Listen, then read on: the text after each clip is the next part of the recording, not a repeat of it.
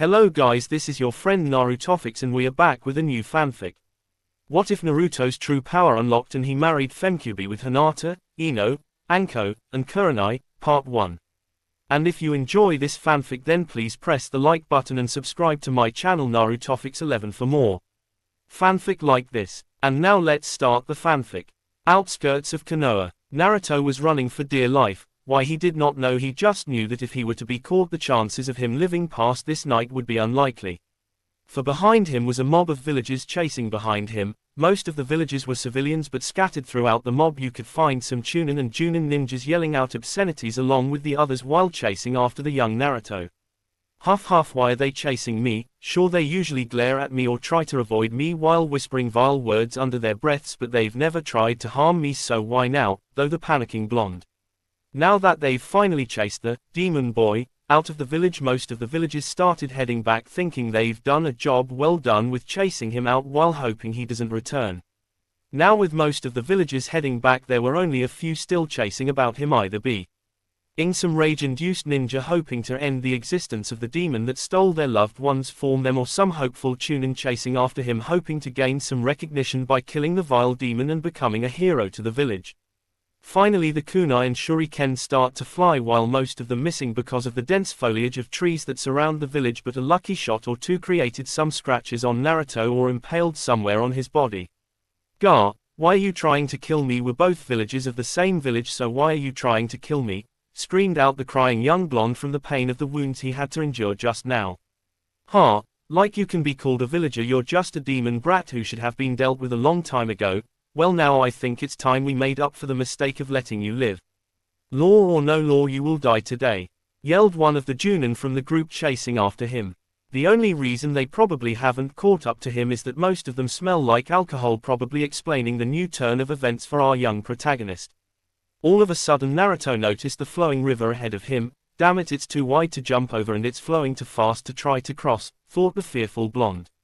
Ha. We've got you cornered now, demon, so give up and maybe we'll try to make this as painless as possible, commented one of the Asing ninja, while all of them either had smirks on their face or a demented grin, knowing that the end of the chase was upon them and the vile demon would be dead soon. Naruto finally reached the river and was looking on with panic with any way to cross before the group could catch up.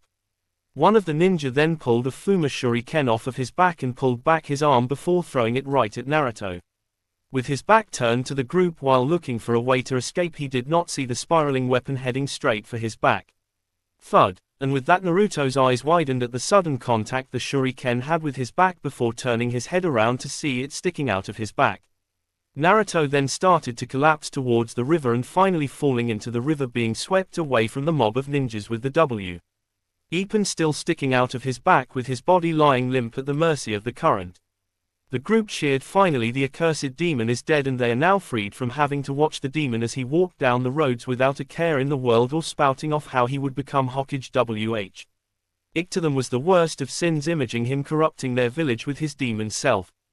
Turning around, the group headed back to the village hoping to bring forth the good news to the rest of the village that they would no longer have to fear for their families with the demon brat now dead and Yondaime avenged. Hokage's office. Hiruzen Sarutobi was current facing his long-time worst enemy while sitting behind his desk inside his office, that enemy being the one every Kage must face, paperwork. Sigh, when will I ever be free from this accursed paperwork? And maybe I should go visit Naruto, that'll give me a little reprieve while allowing me to see how the young boy is doing, though the Hokage with a smile on his face. When all of a sudden the doors to his office burst open with a bang. Hiruzen was about to shout at the one who would so rudely enter his office before seeing a wide-eyed and panicking Kakashi standing in the open doorway. The anger he felt moments ago went away just as quickly as they arrived after seeing how Kakashi was acting. Kakashi was usually a calm and lazy Junin who had a habit of being late by hours, but he would never be seen panicking as he was now. Kakashi, what's the matter? Asked a concerned Hiruzen. It's Naruto, sir. Some ninja just arrived saying how they chased the demon brat outside the village and finally ridded the village of the demon, said a still panicking Kakashi. After hearing what the ninja said, he immediately confronted the said ninja, demanding answers for what they were saying.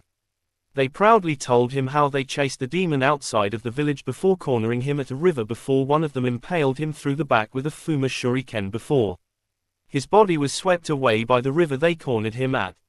All the while one of the ninja was looking extremely proud at the mention of how the shuriken had killed the demon brat, allowing Kakashi to figure out who was responsible for the death of his sensei's son, Chidori, and with that the culprit for Naruto's death was now dead at his feet with a smoking hole where his heart should have been. Before any of the other ninja could come out of the shock that all of them fell into after seeing the hero for the demon brat's death being brutally murdered right in front of them, Kakashi was already gone, heading straight for the Hokage Tower. He couldn't believe that Naruto was dead, so he decided to go see the Hokage to gather some Anbu and Junin to go search for the young blonde. To say Hiruzen was shocked was an understatement. He was at a loss of words before snapping out of it. Anbu, said Hiruzen before a group of Anbu appeared before the god of Shinobi, half of you follow Kakashi to where the ninjas said they cornered Naruto, the other half of you bring me the ones T claimed to be the ones responsible for his death. With that all the Anbu and Kakashi vanished from his office. Please no, please don't let Naruto be dead, were the thoughts of the Sandaime as he sat back in his chair, a horror-struck look stuck on his face. He quickly wiped the look of his face as a second later the Anbu returned with the ones guilty for his surrogate's grandson's death if what they said is true. The group of ninja were about to complain at how they were being treated after saving the village from the demon brat before they all shran back from the killing intent that was being unleashed by the aged Hokage. Tell me exactly what happened and what made you decide to chase after and kill a citizen of this village, demanded the Hokage with his killing intent still flooding the room, even starting to make the Anbu start to sweat and though the key wasn't being directed at them. Well sir, us and a group of civilians were chasing after the demon bra. Before he could even finish the word his head had already been decapitated from his shoulders, with the Hokage now standing next to the headless corpse with a bloody kunai in his hand. I believe there is still a law stating that the mention of said topic will lead to death, glared the Hokage, giving the rest of the ninjas in the room a look that said if they should even think the word demon brat they would lose their lives. Now will someone else tell me what it is? I wish to know, stated the Hokage while reeling in some of the killing intent that he released when he decapitated the ninja a few seconds ago, allowing the ninja to regain the ability to breathe, which they had lost after the pure amount of fear they felt dare all the ki the Sandaime was releasing. With a deep breath another ninja started to pick up where the other left off without mentioning the taboo word. Like he was saying you us and so some civilians we were chasing turn Naruto the everybody but us headed back to the village. While we continued to ch chase him before cornering him at a river before one of us threw a Fufuma shuriken at his bar back, which then impaled him, and SSS sent him into the river before he was washed away with the shuriken still SS stuck in his back. Quote, throughout the story Hiruzen was glaring at the group of ninjas until near the end he had to control himself to near godlike levels to stop himself from ripping the heads off of every one of the ninjas before him. Get 'em out. The ninja was starting to feel hopeful until he continued with what he was saying. Send them to the prisons until tomorrow, for when they will be publicly executed for murder of a fellow Konoha citizen. Quote, with that the ninjas were dragged out of the Hokage's office by the Anbu towards the prison where they would spend their last night among the living. When everyone but the Hokage was out of the room, Kakashi reappeared in front of Hiruzen's desk. Hiruzen had a small ember of hope that he found Naruto wounded but alive to where he could be saved, but the hope flickered away after seeing Kakashi's face. I'm sorry, but we couldn't find his body. We did find the river and a spot of blood where Naruto must have been standing when he was hit, but he couldn't find anything else, Kakashi stated with a defeated look and voice. I see, please leave, I need to be alone, Hiruzen stated, getting an understanding nod from Kakashi, who like he also wished to be alone to face the facts that Naruto was gone and most likely dead. That night Kakashi drank himself to sleep just like he did after the deaths of his team and the death of his sensei. Hiruzen, now being alone in his office, brought out a bottle of sake and a cup before filling said cup to begin to try to drink away the bottomless amount of despair he was feeling. Now, with a look towards a picture of the Yondaime Hokage, Hiruzen allowed a tear to escape. Tears that had not seen the light of day in many years since he was a ninja had finally been released after seeing the picture of Naruto's father, which seemed to be looking back at him. I'm sorry, I've failed you, Minato, Hiruzen whispered before the despair engulfed him that had been building up at the news of Naruto's death. Unknown area. Naruto was sinking with water all around him with his eyes closed, going head first towards wherever the water was taking him. His body then began to even out with his eyes starting to open only for him to continue flipping until he landed on his feet. He seemed to find himself landing on a solid surface still underwater with nothing else in sight. He started to look around only to find himself alone with darkness surrounding him. He took a step forward only for light to shine through where to try to step on only for him to pull his foot back and set it to where it was before. The light started to widen with the darkness on the ground moving only for what he thought to be darkness appear to be doves flying away from where they once were. Looking around he saw doves all around him rising from the ground all flying up to who knows where. When Naruto took another look around with all the doves now gone he found himself standing on a circular platform depicted of a beautiful woman with dark hair held by a red hair band while wearing a yellow, white and blue dress while holding a red apple in her hand. Surrounding the woman were the faces of 7 weird-looking men. Then words appeared in his mind. So much to do, so little time, take your time, don't be afraid, the door is still shut. Now, step forward, can you do it? Naruto started to walk forward as if answering the question that the words asked him. Once he reached near the middle of the platform he started to slow himself down while looking around him. Until he finally stopped in the middle of the platform still looking around. To his left a podium appeared with a black shield with a red border and 3 red circles, one big one in the middle while 2 small ones connect to the top left and right of the bigger circle. Power sleeps within you. To his right another podium appeared with a small stick with the same 3 circles connected to the stick but this time blue. If you give it form. In front of him a third and last podium appeared with a sword with a white blade, a yellow guard with a red gem in the middle. With a blue hilt and on the gem with the 3 circles again but this time black. It will give you strength. Choose well. Naruto went first to the sword. When he picked it up the words again appeared in his head. The power of the warrior. Invincible courage. A sword of terrible destruction. Naruto then went over to the shield and picked it up and like with the sword the words appeared again. The power of the guardian. Kindness to aid friends. A shield to repel all. Finally he went over to the weird stick and picked it up. The words like the other 2 appeared again in his head. The power of the mystic. Inner strength. A staff of wonder and ruin. After looking at all 3 of the objects upon the podiums he headed back over to the sword and picked it up. The words again appeared. Is this the power you seek?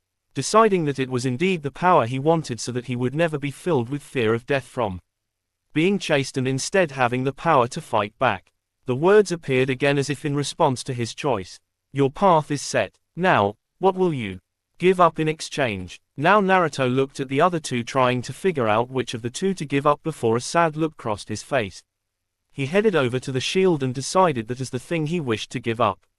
For why would he have need of the shield if there was nothing or no one to protect, while in the village no one wished to be close to him except a select few but besides them the rest avoided him like the plague and glared at him. He had no one for him to call precious to him except maybe the Hokage and maybe some people he would hang out with while in the village, but now that he's no longer in the village there wouldn't be a way for him to protect them anyway.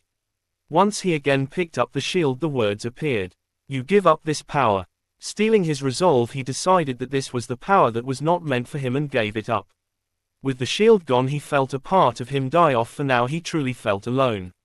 As if to prove him wrong the words again appeared. You've chosen the power of the warrior. You've given up the power of the guardian. Is this the form you choose? The question seemed to be as if to give him another chance to choose another path, but with his resolve set he decided that this would be the path he would follow. The podiums then begun to sink back into the ground from whence they came. The floor begun to shatter, and with the floor now gone he begun to fall into the black abyss beneath him. He kept falling and falling with no bottom seeming to come to end his free fall. Then suddenly behind him he spots another platform before him with a depiction of another woman, this time in a pale blue and purple dress that looked almost pure white.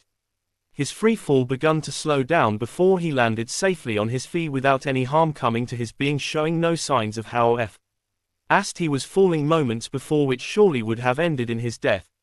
The sword appeared in his hand with a flash of light, and not a second later the words filled his head again. You've gained the power to fight. Naruto took a test swing with the sword he had chosen. After he regained himself from his swing the words reappeared. All right, you've got it. Use this power to protect yourself and others. A shadow then appeared on the floor with the words still appearing in his head. There will be times you have to fight. The shadow then rose out of the ground as a small humanoid being with two antennas on its head with pure yellow eyes in a hunched-over position. Then a second shadow appeared before him next to the first one, beginning to rise out of the ground just like the first one. Keep your light burning strong. More and more of the weird monsters began to appear. Naruto then readied himself for the fight to come. The first monster closest to him leapt to attack him, but Naruto leapt and charged straight at the monster, taking a swing at the monster. Performing a combo starting off with an upward swing followed by a downward one, he knocked the monster back to the ground. He then began to circle around the monsters, trying to gather them into one spot while dodging their swipes from their claws. He then began to perform horizontal swings that would hit multiple monsters from just a single swing, which allowed him to hit all the monsters that he had heard into the spot in front of him. After performing a spinning horizontal swing that took out multiple monsters, the rest started to back up. They then sunk back into the floor and disappearing from sight. Behind him a single one of the monsters appeared as if to secretly dispatch the one it sees as its enemy. Fortunately the words appeared again to warn him. Behind you. Naruto proceeded to turn around to confront the monster that wished to seek harm to him from behind. Once the monster was spotted, more started to appear as if knowing that the plan had failed and wished to overcome him through numbers. Naruto then faced the one closest to him and thrust his sword out in a straight jab before following up with a vertical slash downward, then using the momentum from he spun around, slashing the monster in a backhanded horizontal slash, dispatching the foe. He then dispatched the other foes in a similar fashion with seemingly successful results, proving that his method of fighting was working. The way he was fighting with a weapon that he had never used before would amaze anyone who would have seen him at how freely he seemed to be using the weapon, allowing attack to flow into the follow-up attack, seemingly to never end, as if fighting like a master, be it ground or aerial combat. The monsters may have been easy to dispatch with limited number of attacks, but they were hard to catch since it seemed they could sink back into the ground and move around, making it impossible for him to hit them until they rose back from the ground. Just as sudden as they came, they sunk back into the ground, covering to floor in darkness until every spot on the floor was nothing but darkness, which then proceeded to drag him down. He tried to struggle to free himself, but nothing seemed to work until finally he sunk straight down through the floor. Now he was entirely surrounded by darkness, which he tried to fight off, trying to free himself with no avail. Then, as if he wished it to, all the darkness faded away for him to find himself laying down on another platform, this time depicting a heart. When he finally reoriented himself, got back up on his feet to find a door on the other side of the platform with a light shining down upon the door, he headed towards the door and tried to open it, but to no avail. Then behind him another light shined down on the other side of the platform, and with a flash of light an intricately designed chest appeared. He opened the chest, but only to find it empty. With another flash of light a crate appeared in the middle of the platform. He then broke open the crate to find some type of weird green liquid in a glass. Part of the door shined and became more solid from its seemingly transparent look. In another flash off to his right a barrel appeared. Breaking the barrel like he broke the crate, the rest of the door became solid. With the door now solid, he then proceeded to open the previously inaccessible door. He then took a step back as the door started to open in front of him, only for light to start shining through the opening door. Shielding his eyes, he walked towards the light and through the door to find himself in the academy back in Konoha with 3 people in the classroom. First there was Iruka, his sensei and surrogate older brother, who always seemed to look out for him. Iruka then asked him a question: "What's most important to you?" To Naruto there seemed to be 3 answers that came to mind, being number 1, friendship, and his prized possessions. After carefully thinking over the 3 answers, he finally decided on friendship, because even though there were not many who wished to be his friend, he decided that the small amount that were his friends were most important to him. "Is friendship such a big deal?" Iruka questioned him. He then walked over to the second person, who happened to be his surrogate grandfather Hiruzen. Hiruzen proceeded to ask him, "What do you want out of life?" Again to Naruto 3 things came to mind: to see rare sights, to broaden his horizons, or to be strong. Again after much thought he decided upon being strong. For the same reasons he chose the sword which seemed like ages ago, which instead happened to be just moments ago. "To be strong, huh?" questioned Hiruzen. Finally Naruto went to the third person, to which his surprise was a classmate of his whose name was Hinata. What surprised him though was that unlike the other 2 which he knew very well, he had barely hung out with Hinata. Like the other 2, Hinata asked him a question: What are you afraid of? To him, like the last 2-3 answers immediately came to mind: being different, being indecisive, and being alone. Single quote. Unlike the other two though, he was immediately able to figure out which of the three he was truly afraid of without having to think about it. The one which scared him the most was being alone, to have no one to care for or have no one to care about him. To be truly alone was what he was afraid of. Being alone, is that really so scary? Hinata questioned his response like the other two. Once he was done answering all three of the people before him, the words appeared again. You want friendship. You want to be strong. You're afraid of being alone. Your adventure begins at dawn. As long as the sun is shining, your journey should be a pleasant one. Then everything turned to light, blinding his eyes before he found himself on another platform. This time the platform had another beautiful man in a purple dress with long blonde hair while holding a rose in both hands up to her chest. All around her she was surrounded by thorns. Naruto started to walk to the other side of the platform, until he reached the head of the woman on the platform. Behind him the monster's form before started to appear again. He pulled out his sword, preparing for combat again. Before he knew it, the monsters arose from the ground in a circle around him, making him completely surrounded. He charged at the first one in front of him, taking it out with a thrust and 2 horizontal slashes before turning around with a back-handed slash, pushing back one that was trying to sneak upon him. With the monster's guard down, he charged with an overhead chop, dispatching it like so many before it.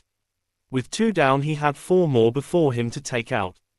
He then leapt at one of the shadows before him, coming down with a powerful downward thrust strong enough to take the foe out with 1 hit. With himself crouched towards the ground, he then performed an upward thrust on the one beside him, knocking it up towards the air, where he soon followed it, performing a quick slash, dispatching it before nimbly landing on his feet, his eyes already focused on his next enemy. He then performed 2 powerful slashes horizontally, the first one knocking the guard away by countering the swipes they tried to perform on him, before following up with a second one, taking them both out with a single swipe now that the guard was gone.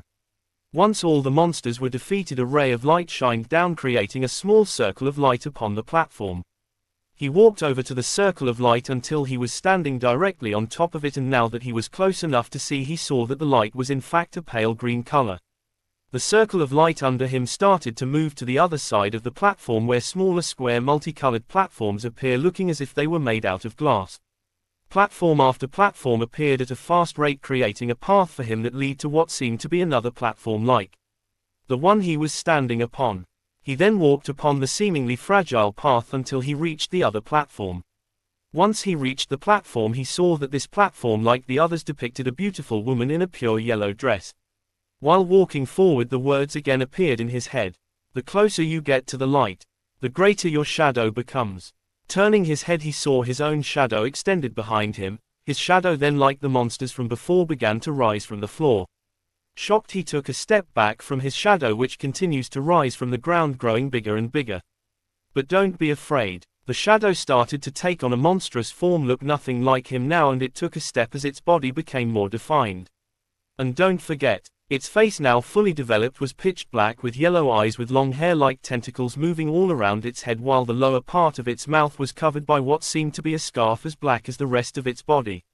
Naruto then began to run away from the abomination, only to come to a stop at the far edge of the platform, almost falling off, only to see a pitch black abyss that seemed to never end.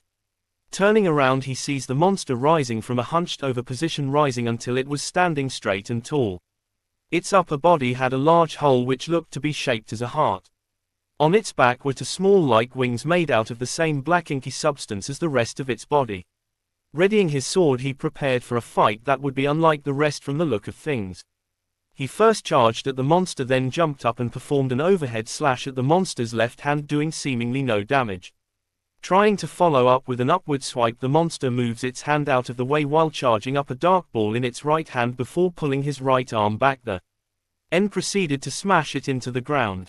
Where his hand hit the ground started to become dark and an inky black color. Taking the moment that the monster's hand was in reach, he charged the monster's right hand and performed a downward slash followed up by a straight thrust, which was finished by a spinning back-handed slash. Once he finished up the 3-hit combo, the smaller monsters started to appear again from the black hole that the giant created. Naruto then started to perform wide horizontal slashes so he could hit both the giants and while destroying the smaller monsters. Once the smaller ones were all gone, he started to completely focus upon the giant's hand again. The monster then stood back up while more of the smaller monsters seemed to fall from the sky. Naruto then started to dispatch the smaller ones while the giant seemed to be out of reach for him to do any damage. The monster then knelt down, allowing Naruto access to the monster's hands again, but it seemed from the heart-shaped hole an orb of darkness appeared, which then proceeded to shoot out phantasm-like beings that would then ram into Naruto while he was attacking the monster. It seemed though that all the damage that Naruto was dealing out to the monster was adding up, though, as the monster seemed like it was about to be defeated. Like as if he had foreseen the future, the damage had finally been too much for the monster, so in a last-ditch effort the monster tried to take a swipe at Naruto, which he successfully dodged but not without losing his balance. Falling on his backside, Naruto could only watch as his sword disappeared and the monster was standing before him in all its might, about to deliver what seemed to be the end. Underneath Naruto a small circle of darkness appeared beneath him without him noticing, and the words appeared yet again. "But don't be afraid." The darkness started to rise up and engulf him while the words continued on. "You hold the mightiest weapon of all." Naruto tried to fight the darkness, but like before it seemed to have no effect as it continued to engulf him, all the while the giant just watched, and finally his whole body was engulfed in the darkness as he lost consciousness. Location unknown. When Naruto first found himself on the first platform, next to Naruto's body, which had been washed up back on land with the Fuma Shuriken still sticking out of his body, a portal of darkness appeared, and out of the portal a man whose entire body was covered by a black cloak stepped out. Organization 13 cloak. I wonder what world this is. It surely isn't one I've been to before, the man stated to himself while looking around trying to figure out where he has ended up at. He then heard a moan of what sounded to be of a person in pain coming from below him. Looking down, his eyes widened at what he saw, for below him was a young-looking boy with blonde hair in an orange jumpsuit laying face down on the dirt, completely drenched, with a giant shuriken sticking out of his back. The man quickly knelt down to see if he could help the kid at all, but while kneeling down he felt a presence of a Keyblade bearer near him. Looking around him he tried to catch sight of anyone near, but after failing to see anyone he looked back down at the boy. "It can't be, can it?" the man mumbled to himself. He placed a hand on the boy's back with using his other hand to grab the giant shuriken, and with one quick jerk and pulled it right out of the boy's back. Checking for a pulse, he concluded that the boy was indeed still alive in what seemed to be a fatal blow. He flipped the boy over while pulling his hood off to get a better look at the boy. The person under the hood had long messy silver hair with a black blinder covering his eyes. Quickly pulling the blinder up for a fraction of a second to get a look at the boy, he then pulled the blinder back over his eyes while standing back up with the boy in his arms. "Well, it seems like wherever I am, I seems like I was meant to be here if the boy has a Keyblade," he stated before walking off to the nearest settlement. What he didn't notice though was that the whiskered boy's back started to heal. Naruto groggily opened his eyes, trying to blink away sleep from his eyes. Looking around, he found himself in a small room with himself lying on a bed. Pulling the sheets off, he found himself shirtless with a bandage wrapped around his midsection. With the sight of the bandages, the memories from before he fell unconscious entered his mind.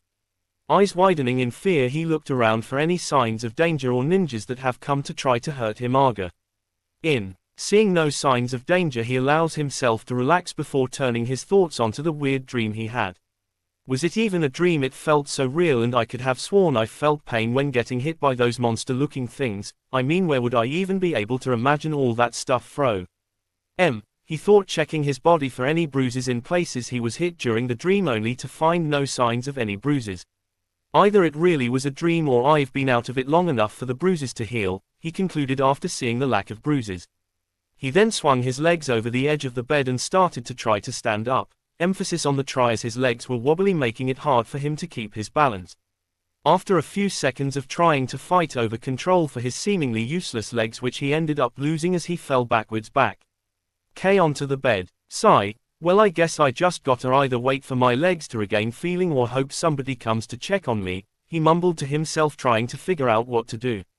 After a few minutes of waiting, the door to the room started to open, and though the door came a person entirely covered in a black cloak. "I see you're awake, tell me, how do you feel?" the man questioned.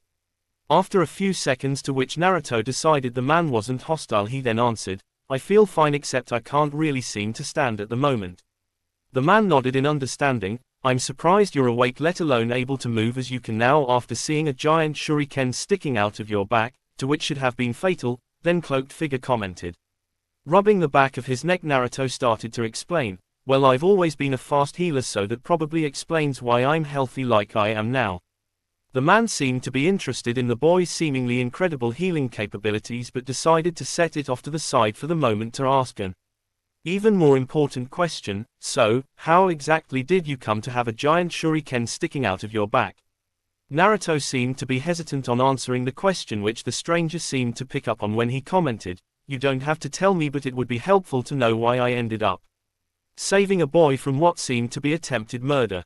Naruto's head shot up at the mention of the man being his savior. With a sigh he prepared himself to explain what had led him into his current predicament. I was running from some shinobi from my village who then cornered me near a river. One of the ninjas from the group then threw and impaled me with the Fuma Shuriken, and with both the momentum of the throw and my loss of feeling in my body I collapsed forward to be swept away by the river. Quote, the man seemed to think over what the boy had told him, which also seemed to explain why the boy was near a river while completely drenched. With a nod he then moved on to the next topic of interest. Tell me, do you know what a keyblade is? The only answer he got though was a confused look, which was enough to tell the man that the boy had never even heard of the word, much less know what it is.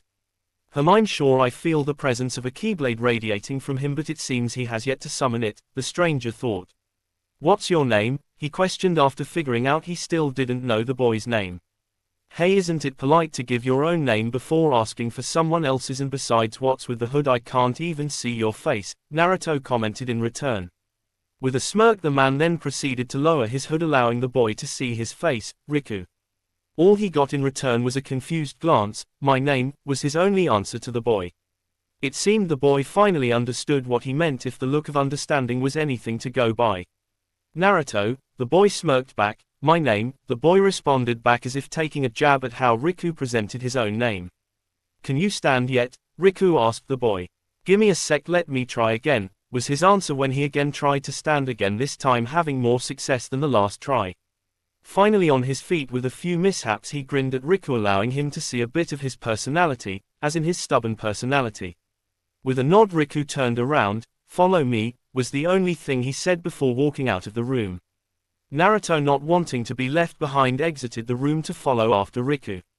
After following Riku out of the house and into the yard in front of the seemingly abandoned house, Riku then turned around to again face Naruto. I asked you before if you knew what a keyblade was, though from your expression I could conclude that you don't, so I will now tell you. Not that I'm complaining, but why do I have to know what a keyblade is? Naruto questioned in confusion at the still unfamiliar word.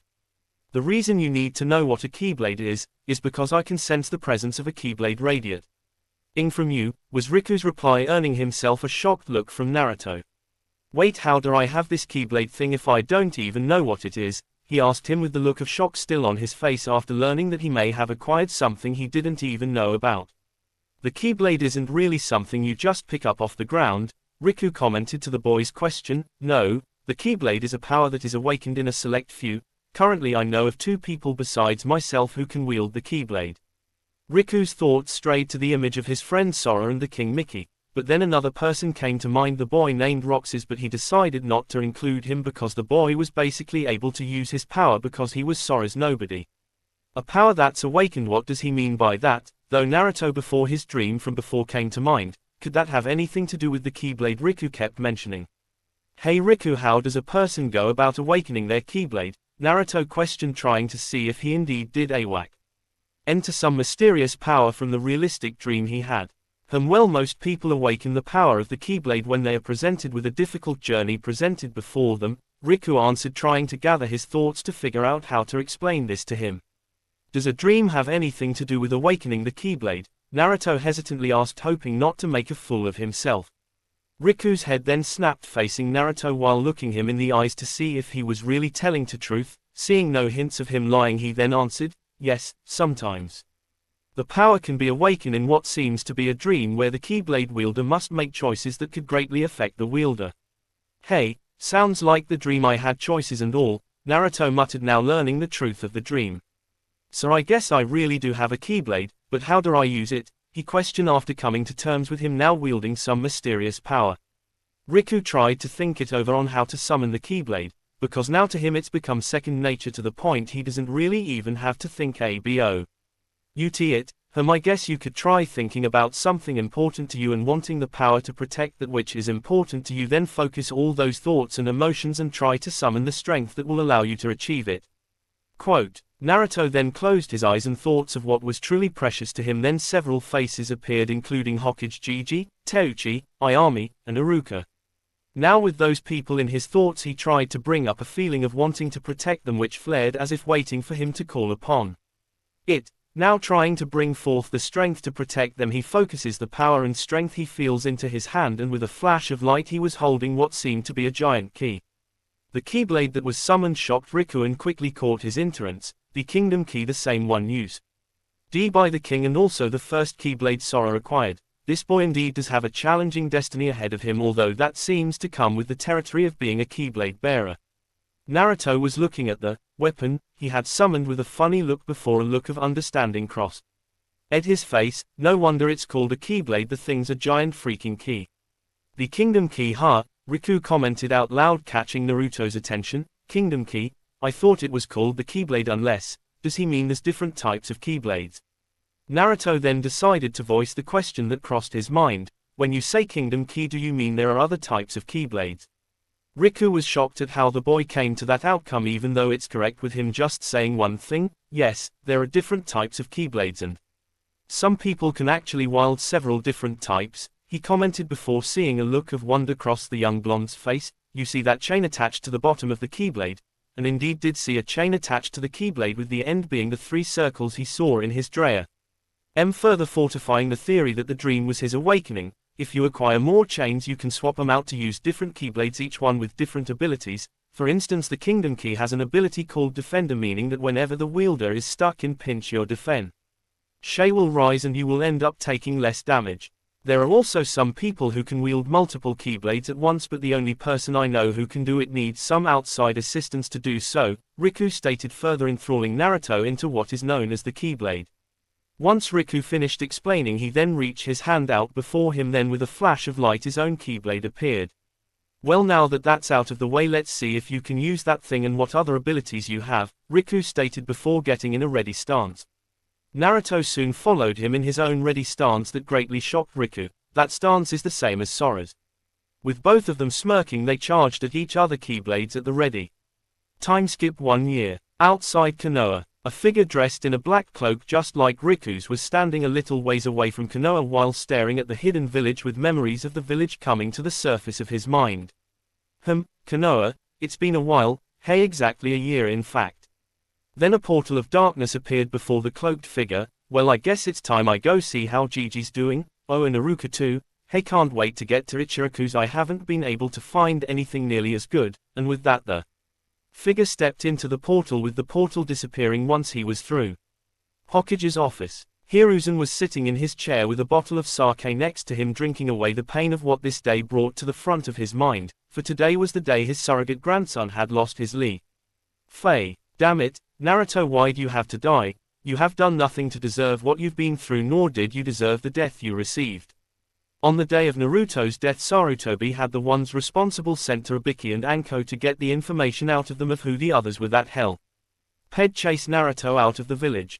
Right when he was so close to exacting the justice that Naruto deserved, the damned civilian council stepped in and made impossible for him to find out the truth.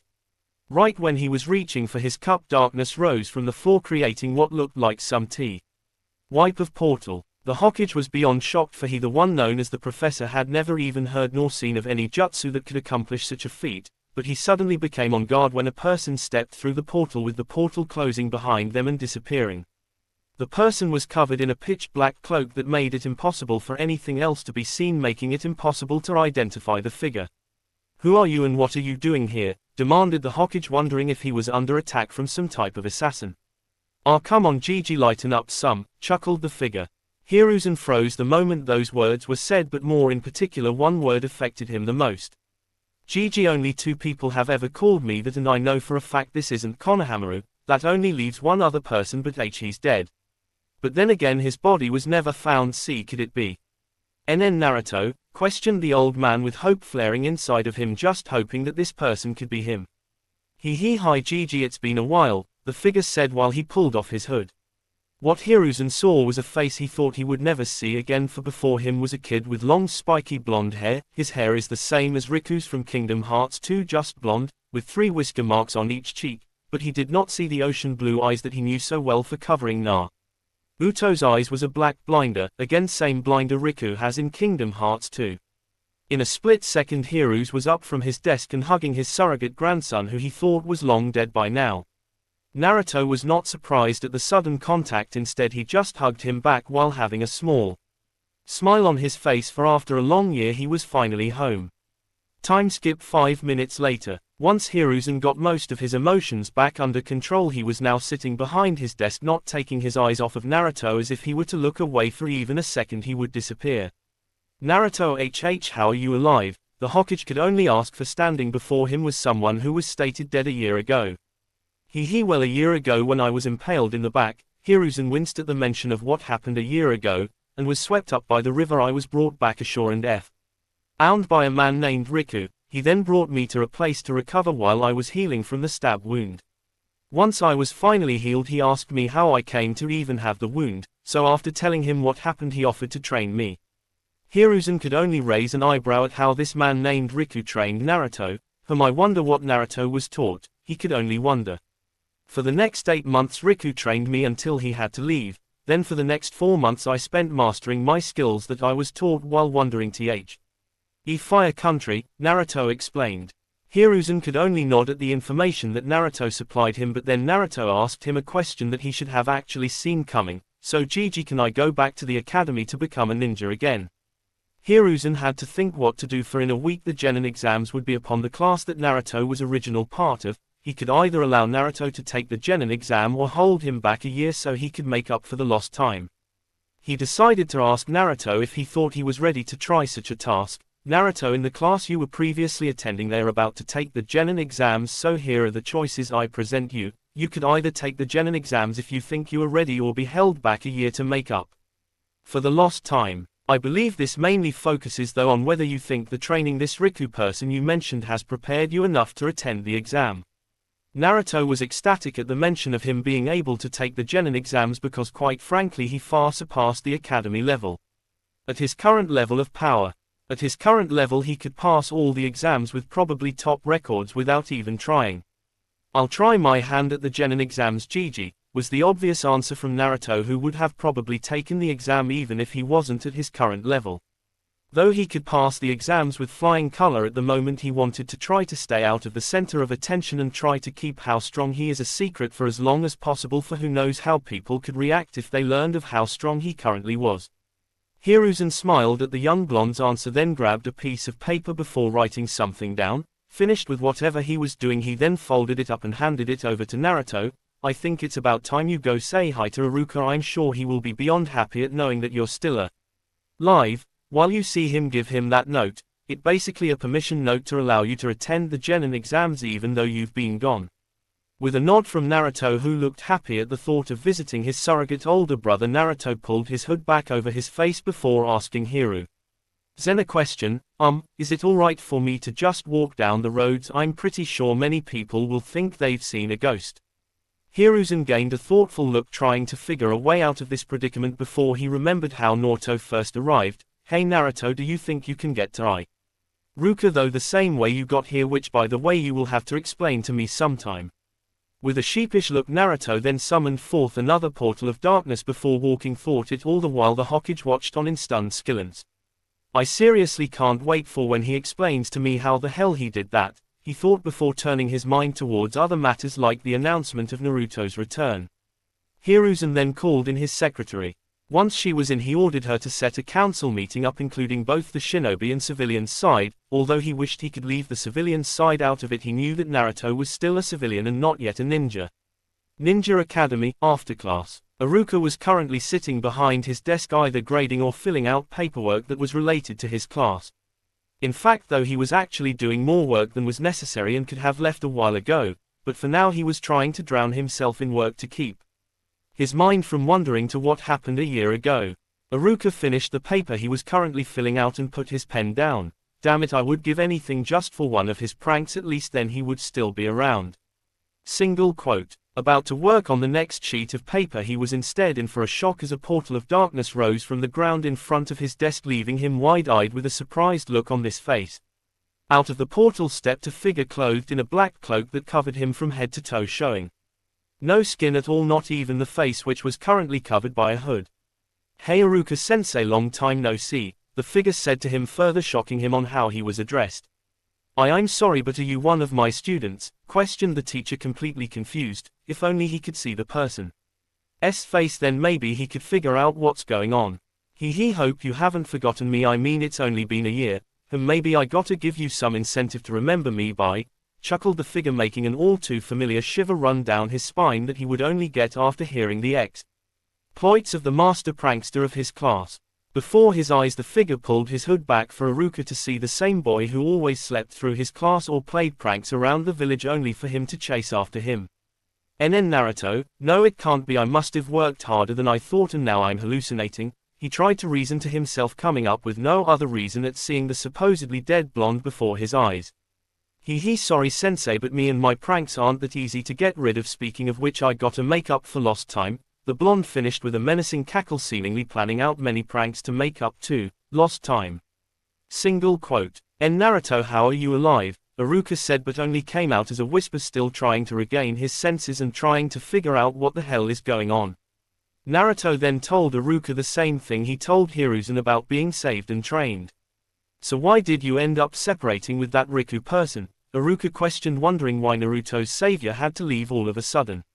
"Well, Riku had some unfinished business, I guess you could say, that he had been putting off for far too long," Naruto responded to his question. "I'm pretty sure he said he had a friend who would soon need his help."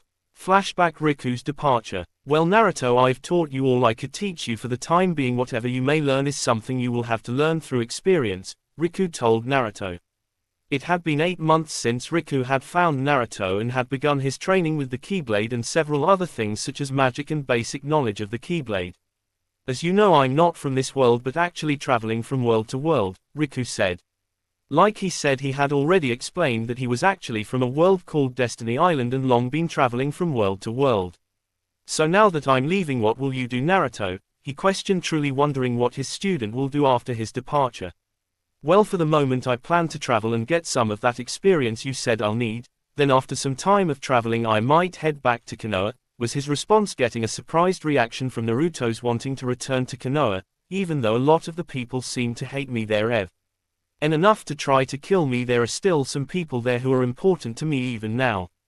Riku was extremely happy with Naruto's response. One of the main reasons was that hate for his village and what they had done to him hadn't controlled his life or his choices, and he still held on to what was precious to him. Well, that'll be one day of a homecoming," Riku said, already trying to imagine how the people of the village would react to the boy. No, wait, he could no longer be called a boy after all he's been through and the training and maturing he has gone through the past 8 months. He couldn't wait for them to react to this young man's newfound powers and abilities. Well, here Naruto, as a parting gift, Riku then proceeded to hand Naruto a charm. "This allows you to summon a special kind of ally to fight alongside you in your time of need, or some other charms like this. One can be used as a mode of transportation. The being that this charm summons is 2 eidolons named the Shiva sisters." Naruto took the charm from Riku's outstretched hand and looked at it with wonder. "To summon them, all you have to do is charge the charm with power and call upon them to aid you and they will appear." Riku explained to him how to use the strange charm. "Goodbye Naruto, and good luck with your traveling." Same to you Riku-sensei," Naruto responded. With the goodbyes done, Riku then disappeared through a portal of darkness, leaving Naruto alone. Let's see how this works," Naruto mumbled to himself, looking at the charm. Following Riku's instructions, Naruto started to pump the charm with power, and with a cry of "Shiva," a giant orb of water surrounded by strange markings appeared in front of him, and inside the orb were 2 metallic-looking women floating around a smaller orb. The 2 sisters burst out of the orb, with the orb disappearing, and proceeded to stand next to him. "Wow, gotta say that was awesome," Naruto said, looking like a child on Christmas morning. All of a sudden a small portal of darkness appeared next to Naruto. Once the portal disappeared, all that was left was a letter with something holding it down. Picking up the object and the letter, he then proceeded to read the letter. Dear Naruto, sorry I almost forgot to give this to you. This here is another summoning charm, but unlike the one I gave you, this charm summons a being of unimaginable power. Only use this as a last resort when no other option is available, even then use it with extreme caution, for the being that is summoned may be too much for you to control. Sincerely, Riku. Naruto decided to have a better look at the charm that is supposed to summon forth something of immense power. Carefully he put the charm in one of his many pouches alongside the charm of the Shiva sisters. Well, I'll have to be careful if I ever use that, he mumbled to himself before turning his attention to the two sisters beside him with a sweat drop. Now, how the heck is this supposed to be used as a mode of transportation? As if to answer him, the two sisters moved in front of him, combining together to form a motorcycle. Well, now that explains that. Now to test this out, he mumbled again to himself with stars in his eyes. Getting on, he then revved up the motorcycle before shooting off into the distance in unimaginable speeds he thought impossible with his destination unknown. End flashback. He still hasn't found himself in any situations where he needed to use the dangerous summon, but uses the Shiva sisters in the motorcycle form any chance he can as a form of fast and extremely fun mode of transportation, although he has fought with them by his side many times just to gain experience in teamwork with the two when fighting. Oh yeah, Iruka-sensei, Gigi told me to give this to you, Naruto said while handing him the folded up letter. Iruka's eyebrow shot up at seeing what the letter contained. Naruto, are you sure you want to try for the Genin exams? I mean, you've been gone for a year. Don't worry sensei, I've been training for most of the time I've been gone. I'm pretty sure I can handle the Genin exams, Naruto chucked at his sensei's worry. Alright if you're sure, though please do attend the classes for the week before the exam, anything can help, Iruka cautioned him while getting a nod from Naruto. Alright, see ya later sensei, I have some other people I need to go see that I haven't seen in a while, Naruto said cheerfully before disappearing in another portal of darkness. Damn it, I never got him to explain me what that is, Iruka cursed to himself at his forgetfulness. Memorial Stone. Kakashi was currently looking down upon the memorial stone which he would usually spend his time at since the death of his team and sensei explaining his chronic lateness. With the death of Naruto, it seemed as if his habit had not lessened at all but increased, with him spending more and more of his time at the stone, but now his attention always seemed to be on the name of his sensei. Sensei, I know I've already said this many times, but I've failed you, Kakashi stated as if talking to his deceased sensei. I couldn't protect him, I just can't protect anyone, and now the damn civilian council and the two elders wants me to be a Junin sensei to the Uchiha. To Kakashi this was the worst choice they could have made. To him, he could never succeed in protecting anyone, not his team, not his sensei, and not even his sensei's son. Behind Kakashi a portal of darkness appeared and out stepped a figure completely clothed in a black cloak. It wasn't your F.A. Alt, you know. Kakashi was caught completely surprised by the unknown man. With his focus completely on the memorial stone, his guard was completely down. The shock though quickly turned to anger once his mind registered what the person had said though. What would you know, I couldn't do anything to save them and now all of them are dead, he said with the last part barely hearable as if to say to himself. Just because they couldn't be saved doesn't make it your fault someone died, it just means all you have to do is make sure you save everyone else who is important to you so you don't have to face any more people you care about dying, the man said. But how can I save anyone? I've already failed before, what makes you think I'll succeed the next time someone's life is in danger? Kakashi demanded of the man, hoping the man actually has the answer. You get stronger, that's all you can do, get stronger so no matter the situation you will be able to overcome it while saving all the people you care about, the man shared to Kakashi. Hey, get stronger huh? Yeah, I guess that'll work, if only I was stronger before though. If only was stronger then maybe I could have saved everyone, my team, my sensei, even Naruto. The past is the past, no matter how much you wish or desire the past will never change, the man stated. Kakashi knew this to be true, because no matter how much he hoped, those he cared for was still dead. But if it helps, I can show you something that may decrease the pain you feel, and with that the man removes his hood and shows his face like he did to the Hokage and Iruka. Long time no see Kakashi. Quote. Again Kakashi was shocked that he couldn't even find his voice anymore, for before him was one of the people he cared for who he thought was dead. The same blonde hair and whisker marks, but no longer could he see the blue eyes of his sensei's student, which were now covered by a black blind alike. How he uses his headband to cover his right eye. Finally his voice returned to him. Naruto, he said before he pulled his headband off of his eye to truly see him with his Sharingan, fearful that this may just be some kind of sick prank through the use of Henj or Genjutsu. Naruto cocked an eyebrow at his Kakashi's action, not because of the Sharingan, for he had already known about it along with his past, for the man had told him the story himself. Kakashi was one of the few people that actually cared for the boy and would stop by sometimes to see how he was doing, along with taking him out for ramen sometimes. Again, it was not the Sharingan itself that surprised him, it was how he revealed his Sharingan to him, but then understanding crossed his face. He decided to interrupt what he knew was coming though. I know what you may be thinking, the Genjutsu isn't to hide my identity though, he revealed to Kakashi, who indeed did see a Genjutsu surrounding the boy. Then explain to me, why do you have a Genjutsu on you? But he did know it was Naruto, for the person in front of him had the same chakra signature. As the boy.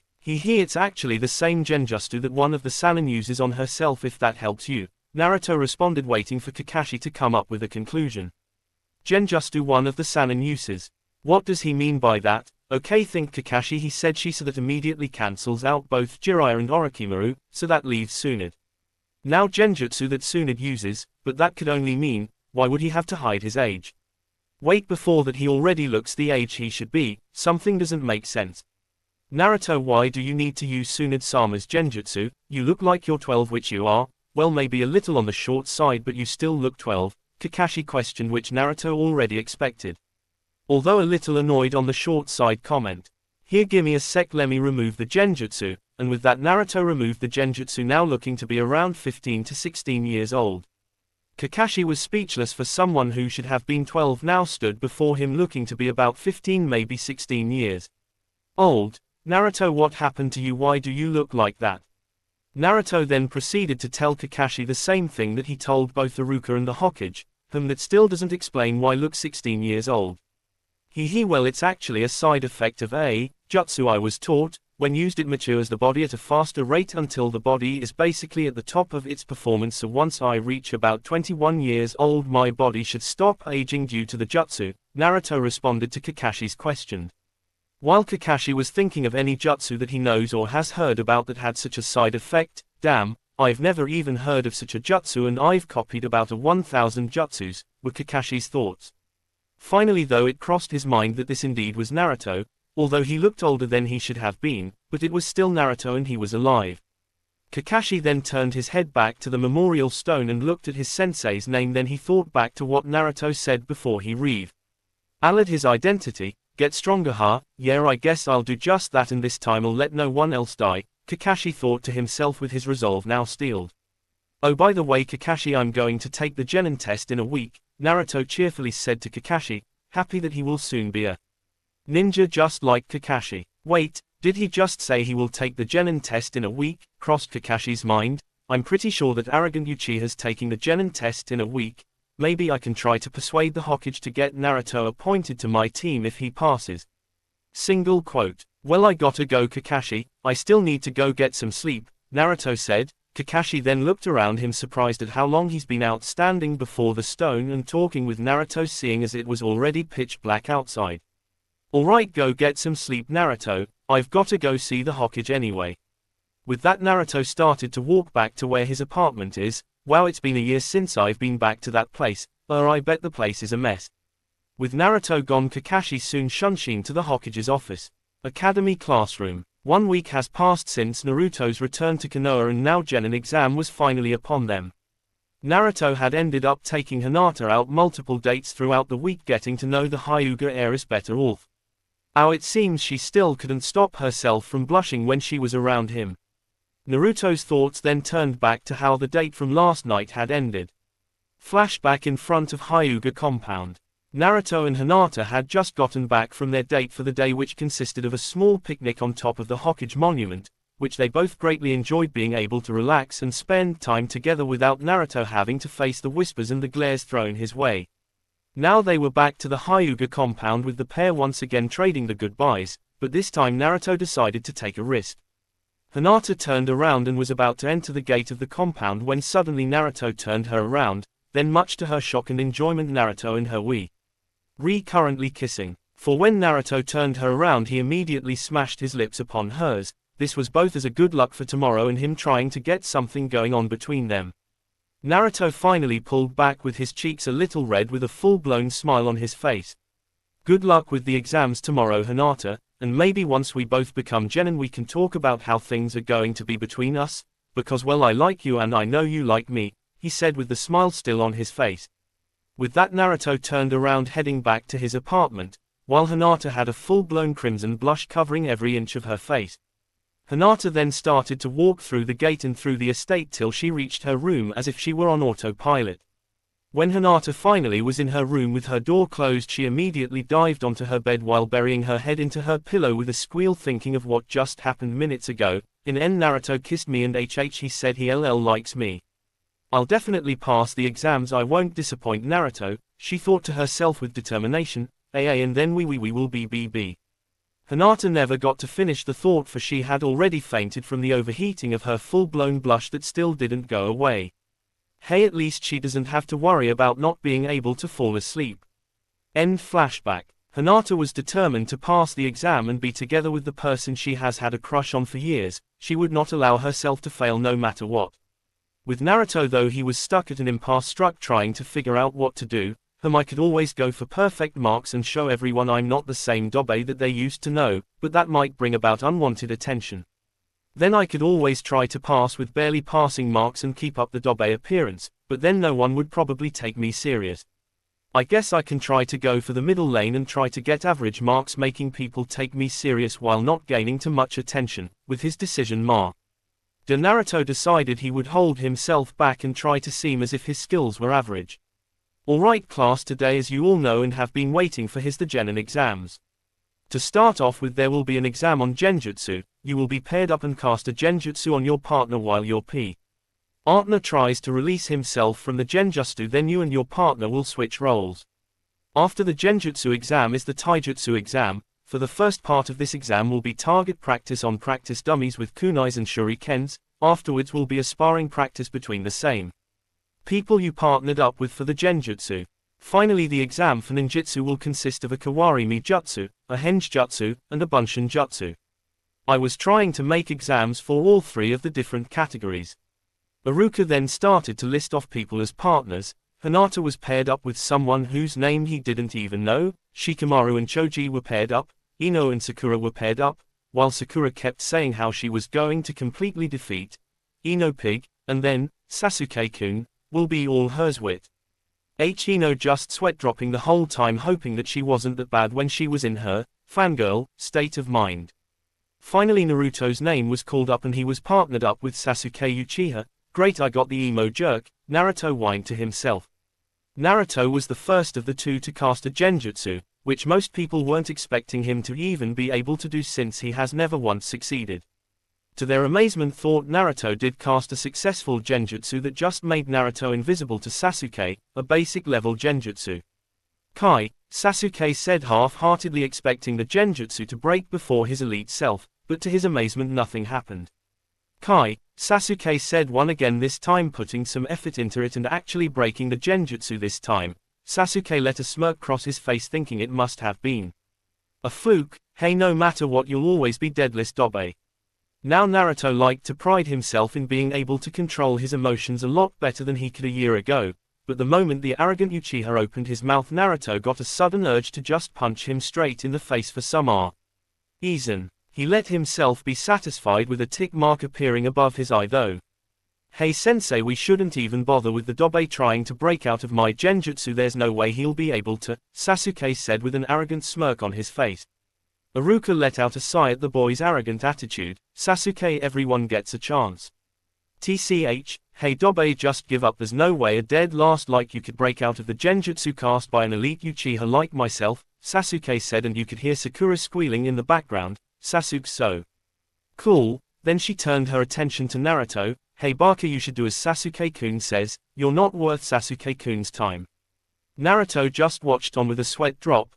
I think I'd like to give it a chance anyway, Naruto said, though even though the sweat drop was there, his forehead kept getting more and more tick marks the more the arrogant brat kept talking.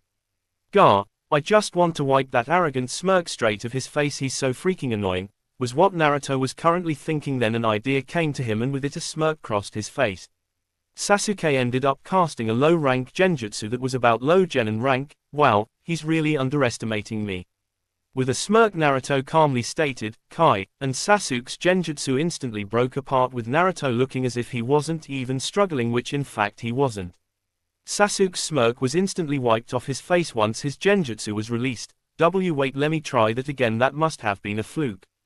Yeah, there's no way the Baka could have broke Sasuke-kun's genjutsu, Sakura shrieked in the background. Iruka sweat dropped while he was about to state that there were no second chances, but Naruto interrupted him before he could say anything. Go ahead Iruka-sensei, let him try again so I can prove to him that it wasn't a fluke. Quote, the smirk was instantly back on Sasuke's face once Naruto said that, hey, looks like the Dobe knows how to show respect to his betters, he said, completely ignoring how Naruto said he was going to prove that it wasn't a fluke. Naruto's eye started to twitch at the Uchiha's comments, so he thinks H is my better, huh? How about I make this one more flashy and humiliating for him then, he thought, with the smirk returning to his face. Sasuke then cast another genjutsu, this time one between mid and high genin rank. Well, at least he's taking me serious this time. Naruto's smirk then grew right as he shouted, Kai, as he pumped massive amount of chakra into the release. The genjutsu was released in a shockwave of blue chakra as Sasuke was pushed off his feet and landing right on his backside, while Naruto was looking down upon him with the smirk still on his face. Sasuke was clenching his fists while glaring up at the Dobe. He thought of charging at the Dobe humiliating him, but he decided that he would just humiliate him in the taijutsu sparring exam. Baka, what did you do to Sasuke-kun? Sakura shrieked louder than before, making the people around her hold their ears in pain. You must have cheated, there's no way you could have beaten Sasuke-kun. Quote, Naruto's eye was again twitching. Gah, how the hell did I ever find that Banshee attractive? Now I just want to go back in time and smack some sense into the younger me, she's so freaking annoying. How is it that both the emo and the Banshee seem to annoy me so much, he thought to himself, questioning his sanity when he was younger. He then thought of a way to shut the Banshee up. So with a smirk on his face he released another shockwave of chakra, this time blowing her off her feet. The people around her were instantly in hysterics at seeing her shocked face. Naruto then headed over and stood beside Hinata, who had a hand over her mouth trying to stop the laughter that was trying to break through. He learned that she had also been able to break through her opponent's genjutsu easily while her opponent struggled to break through hers. Once Iruka was successfully able to control the laughter that was trying to overcome him, he saw that everyone else was done. Okay class, the genjutsu part of the exam is over now, it's time for the target practice exam. Follow me outside to the training ground. Once everyone was at the training ground, they started to go one after the other in alphabetical order, taking turns at the target practice. Sasuke ended up getting a 10 out of 10, to which he let a smirk spread across his face, to which he targeted to a certain blonde-haired boy. With a roll of his eyes, Naruto stepped up to take his turn, getting a 7 out of 10, average. Now it was time for the next part of the taijutsu exam, the sparring match. Again people were paired up the same way as before with the genjutsu, with Naruto once again facing the arrogant Uchiha who still had a smirk on his face from the target practice. Hey, like I said once, a Dobe always a Dobe, he said again, making a tick appear above Naruto's eyebrow. What is his problem? I mean, I completely humiliated him in the genjutsu exam, so why does he keep thinking he's so freaking superior to me? Quote, the rest of the students had not yet begun their own spars as all eyes were set on the two boys about to face off. Normally Iruka would have shouted at the students to stop watching them and to get on with their own matches, but for the moment Iruka's attention, like everyone else's, was focused only on the two boys that were about to face off. I'll make you pay for earlier, a dead last, like you will never be better than an elite like me. The Uchiha kept ranting, trying to get it through the blonde's head that he would always be nothing when compared to him. Okay, seriously, is he ever going to shut up, or is planning to talk me into submission? Although that does sound nice if it at least makes him shut up, Naruto thought in annoyance at the arrogant boy's never-ending rant of how he's king of the world or something like that. Naruto tried to tune him out, but then he heard something that instantly caught his attention. Hey, I've seen you hanging out with that Hyuga girl, who also happens to be an elite unlike you. Maybe I should take her from you and show her how it is to be with a real elite as my mistress for when I build my clan, Sasuke said with a smirk on his face. Everyone could not believe what the Uchiha had just said, well except for Sakura, who said, yeah Sasuke-kun, that girl can be our little slave. Snap asterisk once everyone heard the snap all eyes were moved away from the Uchiha to Naruto only to find he was once at empty, all except one person who kept her eyes on her, Sasuke-kun, Kyaaa. Naruto baka let go of Sasuke right now. All eyes then went back to where Sasuke was to see Naruto standing next to Sasuke with his left foot forward and his right hand holding Sasuke's face. "You've gone too far this time," Naruto said in a voice that sent shivers down everyone's spines. With a heave, Naruto then slammed the back of Sasuke's head into the ground, instantly knocking him out cold. Everyone watched this happen with wide eyes and jaws dropped as the supposedly dead last had instantly defeated the elite Uchiha in just one move with little to no effort. What the hell was with that speed? That's at least low mid-chunin level speed, thought a slack-jawed Iruka, not believing his eyes. Naruto, what kind of training did you go through? He then finally noticed how everyone else has still not started their match. When he was about to yell at everyone to stop gawking and start their matches, he was interrupted by a shriek that should not have been humanly possible. "Naruto baka, what do you think you're doing to Sasuke? He's an elite Uchiha, you have no right to harm your betters. You better bow down and beg for his forgiveness, you dead last," the pink banshee shrieked to the boy who looked at her in boredom. "You done yet?" he questioned. With another shriek, Sakura then charged straight at Naruto, making him lift an eyebrow at her action. "Does she seriously think she can hurt me?" Sakura swung at Naruto only for him to disappear. With a quick chop to the back of her neck, Naruto ended up knocking her unconscious, not even bothering to try to catch her. He then looked towards Ino, who she was supposed to spar with. "Sorry Ino, looks like I left you without a sparring partner." With a blush, Ino then spoke back to Naruto. "No, it's fine, she charged at you, so it's not your fault anyway." Naruto smiled at her response, getting another blush from her. "Looks like she's changed for the better since I've been gone. If it's okay with you and Iruka-sensei, I could fill in as your partner if you want me to," he questioned while glancing at Iruka from the corner of his eye. "If it's okay with Ino, then I will allow it," was all he said. Naruto then refocused his sight back on Ino, who gave a nod of agreement.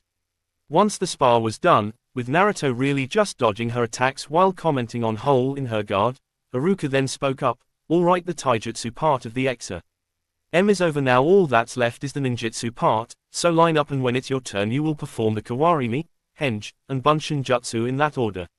"Nice job Ino, with a little refinement you would be a fine kunoichi," Naruto said with a kind smile on his face before heading over to the line, not noticing the blush that had spread on her face. "Why am I blushing so much? I mean, it's Naruto, although it does feel nice being acknowledged for the hard work I put into my skills," she thought to herself. When she had gotten over fangirl mentality, Ino had actually started to work harder on her ninja skills, trying to become a kunoichi of Konoha instead of some mindless follower. This in turn had made her father proud at his daughter's resolve, especially when she came to him asking for help in her Aning and taking her clan jutsu training more seriously, though that he approved of the most was that she was no longer going on her diet, and had stopped starving herself. The students were all lined up with Naruto near the end, for the line had been reorganized into alphabetical order just like with the target practice exam. Sasuke and Sakura had been woken up through the use of smelling salts that were always carried around during the exams in case someone was knocked unconscious like they had. The two were currently glaring at the blonde boy who had made them unconscious in the first place, but fortunately for the blonde, neither of them had said anything yet and just stuck to glaring. After Sasuke's turn, in which he had gotten another high score, although this time it seemed instead of the well-known smirk that would usually follow, he was still glaring at the blonde whose turn was now up. Naruto decided he had stuck out too much so far and decided to go back to his average score plan. So he performed both an average Kawamaya and henge, in which he had to transform into Iruka-sensei, and now it was time for the bunshin. Just as he had gathered the chakra and was about to perform an average bunshin, a feeling came across him, one that he was quite familiar with. The feeling was telling him to fail the bunshin. Now usually no normal person would follow such a feeling. For Naruto, though, he had been instructed to always follow the feeling by Riku-sensei if the feeling ever came about, which he has been whenever he's had the feeling before.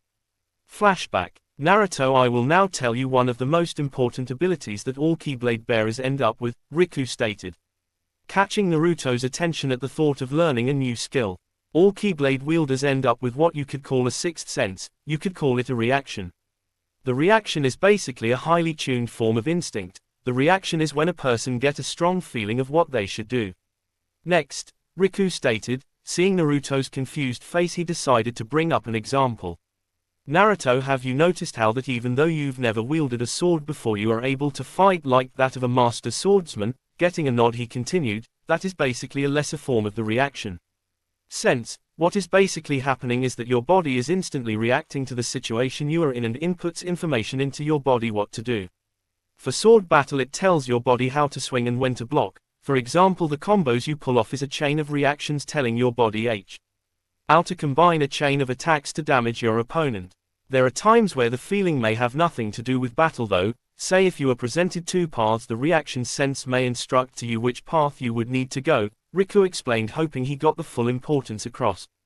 To him, I think I understand, so what you mean in this reaction is basically your instinct telling you what to do in any given situation that may lead to a favorable outcome, Naruto said, trying to summarize what his sensei had told him. Getting a nod from Riku, who was happy that the blonde had truly understood how important the reaction can be. Remember Naruto, if you ever feel a reaction coming, follow it, do not question it, for it will always save you and bring you to a favorable outcome. Quote, end flashback. So Naruto, putting full faith into the reaction, pumped up too much chakra into the Bunshin Jutsu, and with a puff asterisk, a failure of a Bunshin appeared, though a puff of smoke looking like some boneless blob. Sorry sensei, seems like the Bunshin Jutsu is still too much for me, Naruto said with a sheepish look while rubbing his hand on the back of his head. Iruka let out a sigh, damn, and he was doing so well too, but the ninjutsu exam is something you must pass unlike the other two. Iruka looked at the blonde and with a solemn expression he said, I'm sorry Naruto, but if you can't perform a successful Bunshin Jutsu then I'm going to have to fail you.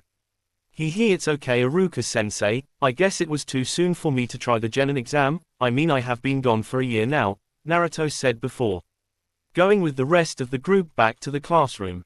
Iruka then announced that everyone but Naruto had passed and that they should come back next week for team assigning. Once he was done, he dismissed the class with Naruto being the first one to leave, giving no time for Hinata to try to comfort her crush. I hope Naruto's going to be alright, she thought to herself with a worried expression. Naruto was currently sitting on the swing outside of the classroom, which was always his little quiet spot to where he could think without being bothered. He was currently mulling over the reaction he had in class while ignoring the blatant stares and whispers being directed towards him by the parents of the students that did pass. Now I just have to wait and see why the reaction wanted me to purposely fail, Naruto thought to himself, not even worried about him failing, placing full trust into the reaction. As if to answer his question, the other Chunin that was assisting Iruka-sensei came up to Naruto. Naruto, he called, catching the boy's attention. Mizuki-sensei, Naruto said with a raised eyebrow. Hey Naruto, I know that Iruka may have failed you, but what if I told you a little secret about how you could pass? Mizuki said, inwardly smirking as he set his plan to motion. Why would you tell me the secret? Naruto questioned, trying to see where this may be leading. Well, since you were doing so well in all the other exams and only failed the Bunshin exam, I believe you deserve another chance, was the answer he received. TCH, yeah right, like he would think I deserved another chance. He looks at me just like all the other villagers, although he does hide it better than them, were his thoughts, trying to process what Mizuki may be planning. Mizuki handed Naruto a slip of paper. All you have to do is successfully take the forbidden scroll to this location and learn at least one jutsu from it, and then you pass, Mizuki said before turning and leaving with a smirk now plastered on his face, thinking of how gullible the demon brat is. What he didn't see is a smirk on Naruto's own face as Mizuki left with only one word running through his thoughts. Thank you guys. If you like story, please like and subscribe my channel Narutofix 11.